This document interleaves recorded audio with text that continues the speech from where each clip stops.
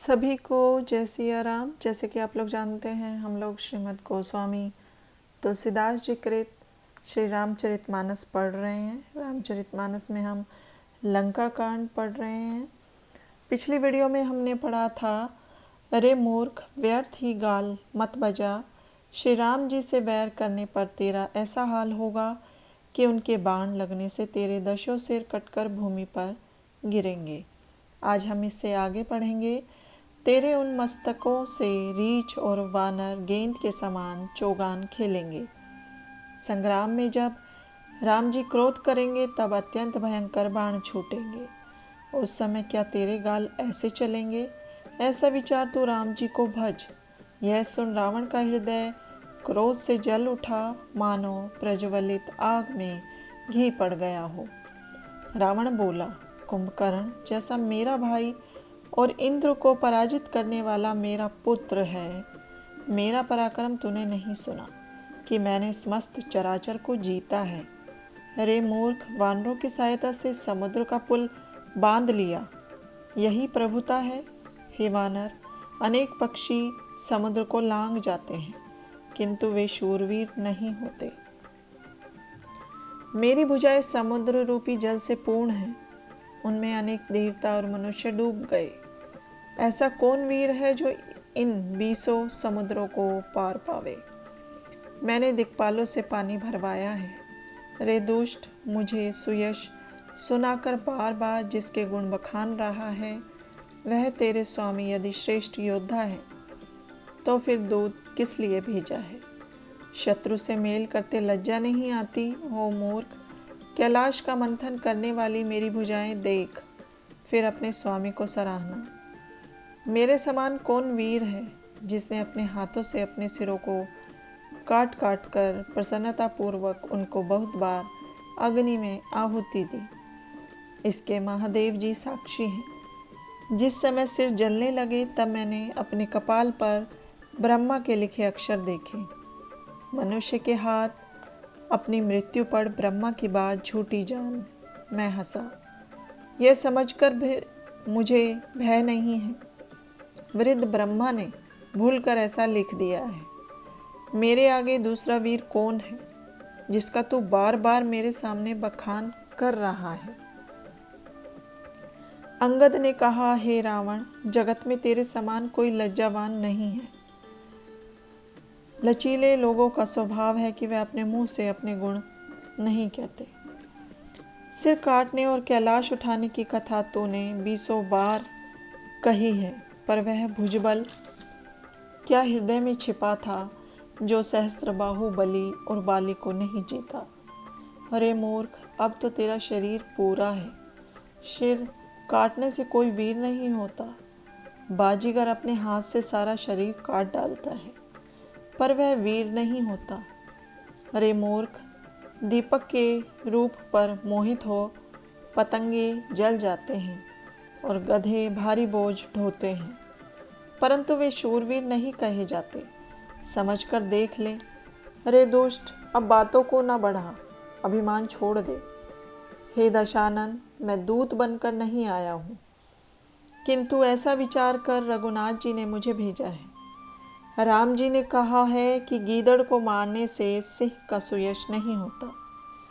प्रभु के ये वचन मन में समझकर मैंने तेरे कठोर वचन सहे हैं, नहीं तो तेरा मुंह तोड़कर मैं बलपूर्वक सीता जी को ले जाता।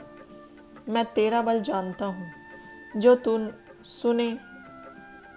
सूने में पराई स्त्री को हर लाया है।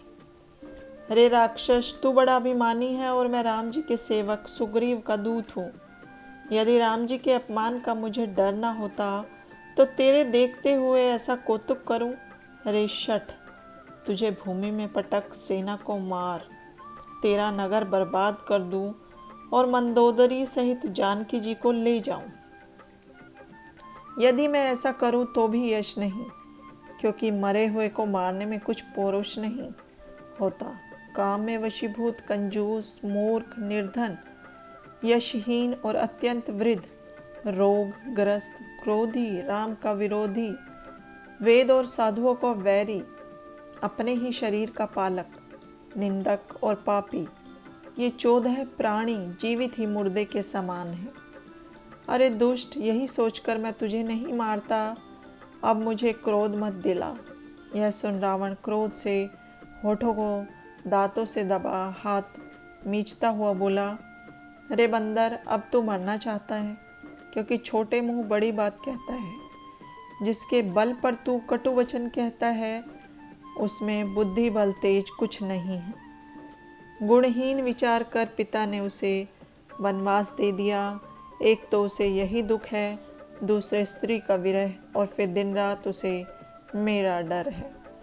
अरे मूर्ख, जिसके बल का तुझे घमंड है, ऐसे अनेक पुरुषों को राक्षस दिन रात खाते रहते हैं। यह समझकर हठ त्याग दे।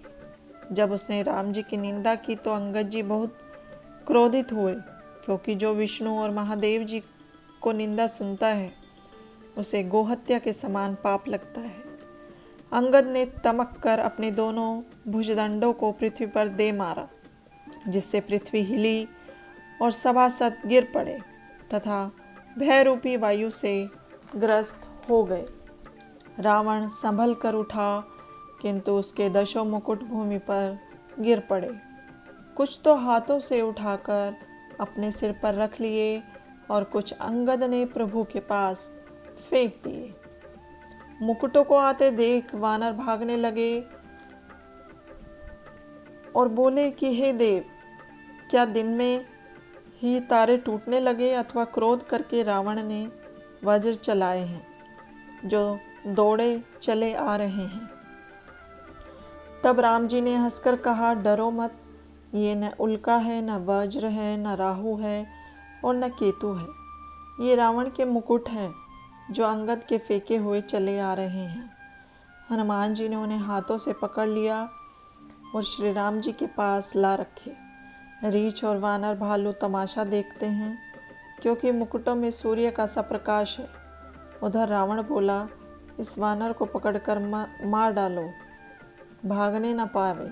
इस प्रकार सब योद्धा शीघ्रता से दौड़कर रीछ वानरों को जहाँ पाओ वहीं खो जाओ। पृथ्वी को वानरों से रहित कर मेरी दुहाई, फेर और दोनों भाई तपस्वियों को जीवित ही पकड़ लाओ। अंगद बोले, गाल बजाते तुम्हें शर्म नहीं आती? रे निर्लज, अपना गला काट कर मर जा। मेरा पराक्रम देख कर भी तेरी छाती नहीं फटती? रे स्त्रियों के चोर, कुमार्गगामी, दुष्ट, पापी, मूर्ख, कामी, हे दुष्ट, तुझे सन्निपात हो गया है। इसी से तू दुर्वचन कहता है। तू काल के वशीभूत है, इसका फल आगे पावेगा, जब वानर और रीछों के चपेटे लगेंगे। रे घमंडी, राम जी मनुष्य हैं। ऐसी बात कहते तेरी जीभ नहीं गिर पड़ती? समर भूमि में मस्तकों सहित तेरी जीभ अवश्य गिरेगी, इसमें कुछ संदेह नहीं। हे रावण, क्या वे मनुष्य हैं जिन श्री राम जी ने एक ही बाण से बाली को मार डाला? रे नीच कुजाती, तू 20 आँखों से अंधा है, तेरे जन्म को धिक्कार है। रे नीच रावण, श्री राम जी के प्यासे बाण तेरे रक्त के प्यासे हैं। केवल इसी आशा पर मैं तुझे छोड़ता हूँ, तू बड़े कड़वे वचन कहता है। मैं तेरे दांत तोड़ने में समर्थ हूँ, पर श्री राम जी ने आज्ञा नहीं दी। ऐसी रीस होती है कि तेरे 10 मुंह तोड़ डालूं और लंका को उठाकर समुद्र में डुबा दूं। तेरी लंका गूलर के फल के सदृश है, जिसमें राक्षस भुनगों की भांति रहते हैं। मैं बंदर हूँ, फल खाते देर नहीं लगती, परंतु राम जी ने आज्ञा नहीं दी है। यह सुन रावण बोला, रे मूर्ख, तूने झूठ बोलना कहाँ सीखा? बाली ने ऐसा बकवाद कभी नहीं किया। तू तपस्वियों में मिलकर झूठा हो गया। अंगद बोला, हे रावण, यदि तेरी 10 जीभ न उखाड़ डालूं तो सचमुच मैं झूठा हूँ। प्रभु को स्मरण कर अंगद ने प्रणपूर्वक सभा में पैर जमा दिया और कहा, यदि तू मेरा पैर हटा देगा तो श्री राम लौट जाएंगे और मैं सीता जी को हार जाऊंगा। रावण बोला, वीरों, पैर पकड़कर बंदर को पृथ्वी पर पटक दो। मेघनाथ और आदि योद्धा हर्षित होकर इधर उधर उठे। अत्यंत बलपूर्वक सब झपटते हैं किंतु पैर नहीं हटता, सिर नवाकर बैठ जाते हैं। हे गरुड़ जी, देवताओं के शत्रु राक्षस फिर उठकर झपटते हैं, परंतु अंगद जी का पैर नहीं हटता। जैसे कोई योगी पुरुष मोह का वृक्ष नहीं उखाड़ सकते, अंगद के चरण को भूमि नहीं छोड़ती। यह देख शत्रु को बल का घमंड जाता रहा। जैसे साधु पुरुष करोड़ों विघ्न होने पर भी नीति को नहीं छोड़ते। अंगद की शक्ति देख सब हृदय में हार गए। तब रावण स्वयं उठा और चरण पकड़ने लगा। अंगद ने कहा, मेरे चरण छूने से तेरा उद्धार न होगा। रे दुष्ट, जाकर राम जी के चरण पकड़। यह सुन वह सकुचाकर लौट पड़ा। उसका तेज जाता रहा जैसे दोपहर का चंद्रमा कांतिहीन हो जाता है। माथा नवाकर सिंहासन पर जा बैठा, मानो सब संपत्ति गवा दी हो। संसार के आधार राम जी के विरोधी को सुख कैसे मिल सकता है, जिनकी भोहों के संकेत से संसार पैदा होकर फिर नष्ट होता है। जो तृण से ब्रज और व्रज से तृण कर देते हैं, उनके दूत का चरण कैसे टले। फिर अंगद जी ने नाना विधि से नीति कही। कालवश रावण ने नहीं मानी शत्रु का घमंड, मत और प्रभु का यश। सुना अंगद यह कहकर चल दिए। अभी अपनी बड़ाई अपने मुख से क्या करूं, मैं तुझे युद्ध में खिला खिला कर मारूंगा। अंगद ने प्रथम ही रावण के पुत्र को मारा था। यह सुन रावण अति दुखी हुआ। अंगद का बल देखकर सब राक्षस हृदय में अत्यंत व्याकुल हो गए। शत्रु के बल को मर्दन कर अंगद ने आकर राम जी के चरण पकड़े। प्रसन्नता से उनके नेत्र सजल और शरीर रोमांचित था। तब रावण संध्या जान दुखी हो अपने घर गया। मंदोदरी ने फिर समझाकर कहा, हे कंत, कुबुद्धि को छोड़ो। श्री राम जी से तुम्हें युद्ध शोभा नहीं देता। लक्ष्मण जी ने जो धनुष से रेखा खींची थी, तुम उसे भी न लांघ सके। क्या यही पौरुष है? हे पति, जिसके दूतों के ऐसे काम हैं, उसे युद्ध में कैसे जीत सकोगे? हनुमान निर्भय ही खेल ही में समुद्र लांघ कर लंकापुरी में निधड़क चले आए। उसने रखवालों को मारकर वाटिका उजाड़ी, तुम्हारे देखते देखते अक्षय कुमार को मारा, नगर को जलाकर राख कर दिया। तब तुम्हारा बल कहाँ गया था?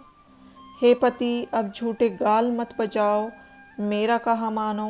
हे स्वामी, श्री राम जी को मनुष्य नहीं बल्कि चराचर के स्वामी और बलवान मानो। वाण का प्रताप मारीच जानता था, उसका कहना भी तुमने नहीं माना। जनक की सभा में असंख्य राजा थे, वहाँ विशाल बल वाले तुम भी तो थे। श्री राम जी ने धनुष तोड़कर सीता को ब्याहा, तुमने युद्ध में उन्हें न जीता। जयंत ने उनका बल थोड़ा समझा था, फिर भी एक आंख फोड़ उसे जीवित छोड़ दिया। तुम्हें शूर्पणखा की दशा देखकर भी लाज नहीं आती, जिन्होंने विराध और खरदूषण को मारा, खेल ही में कबंध को मार डाला और एक ही बाण से बाली को मार गिराया। उन्हें तुम मनुष्य कहते हो? उन्होंने खेल ही खेल में सेतु बांध लिया और वानरी सेना सहित सुबेल पर्वत पर आकर ठहरे। कृपालु सूर्यवंश श्रेष्ठ राम जी ने तुम्हारे भले को दूत भेजा था। सभा में आकर जिसने तुम्हारा बल मथा, जैसे हाथियों के झुंड को सिंह मथता है। रणबांकुरे वीर अंगद और हनुमान जी जैसे जिनके सेवक हैं, हे पति, उन्हें तुम बार बार मनुष्य कहकर व्यर्थ ही मान, ममता और घमंड करते हो। हे स्वामी, तुमने कालवश बिना विचारे राम जी से वैर लिया। काल डंडा लेकर किसी को नहीं मारता, वह तो धर्म, बल, बुद्धि और विचार, शक्ति को हर कर जिसके पास आता है उसे तुम्हारी ही तरह भ्रम हो जाता है। हे प्रियतम, तुम्हारे 2 पुत्र मार नगर को जलाया, अब भी जानकी लौटा कर हे स्वामी कृपालु श्री रघुनाथ जी को भजकर यश प्राप्त कीजिए। अपनी पत्नी के ऐसे तीखे वचन सुन सवेरा होते ही रावण उठकर सभा में गया और बड़ी ऐंठ से सिंहासन पर जा बैठा। वह सब डर भूल गया। यहाँ श्री राम जी ने अंगद को बुलाया। अंगद ने आकर उनके चरणों में प्रणाम किया। तब बड़े आदर से पास बिठाकर कृपालु श्री राम जी हंसकर बोले, हे बाली पुत्र, मुझे बड़ा आश्चर्य है। मैं तुमसे पूछता हूँ, सत्य कहना, रावण राक्षसों में सर्वोपरि है। उसकी भुजाओं का अपार बल संसार में प्रसिद्ध है। तुमने उसके 4 मुकुट फेंके थे, वह तुमको कैसे प्राप्त हुए? अंगद ने कहा, हे श्री राम जी, वे मुकुट नहीं बल्कि राजा के 4 गुण थे। वेदों में कहा है कि साम, दाम, दंड और भेद, ये 4 गुण राजाओं में रहते हैं। यही नीति धर्म के चरण हैं। ऐसा जान आपके पास आ गए हैं। हे अयोध्यापति, रावण धर्म से विमुख, आपके चरणों का विरोधी और काल के वश है। इसी से 4 गुणों से त्याग आपके पास आ गए हैं। अंगद की चतुराई सुनकर राम जी हंसे। तब अंगद ने लंका के सब हाल कहे। शत्रु का समाचार पा राम जी ने मंत्रियों को बुलाकर कहा कि लंका के वज्र सरीखे जो 4 द्वार हैं, उनमें किस प्रकार प्रवेश करोगे, विचार कीजिए। तब सुग्रीव, जाम्बवान और विभीषण ने श्री राम जी को हृदय में स्मरण कर आपस में सलाह की कि वानरी सेना की 4 टोलियां बनाई जाए। तब यथोचित सेनापति नियत किए। उन्होंने सब युद्धपतियों को बुला लिया। स्वामी का प्रताप सबको समझाया। तब सब वानर सिंहनाद करके दौड़े। प्रसन्न हो रीछ वानर राम जी के चरणों में सिर नवा पर्वत शिखर लेकर दौड़ते हैं। रीछ वानर गरजते हुए राम जी की जय कहते हैं। लंका के दुर्ग को दुर्गम समझकर भी वे राम जी के प्रताप से निर्भय हो चले। धन घटा की भांति चारों ओर से घेर कर नगाड़े व भेरी बजाने लगे। लक्ष्मण सहित श्री राम जी की जय हो, कपीश्वर सुग्रीव की जय हो, यह कहकर अत्यंत बलवान रीछ और वानर सिंह के समान गरजने लगे।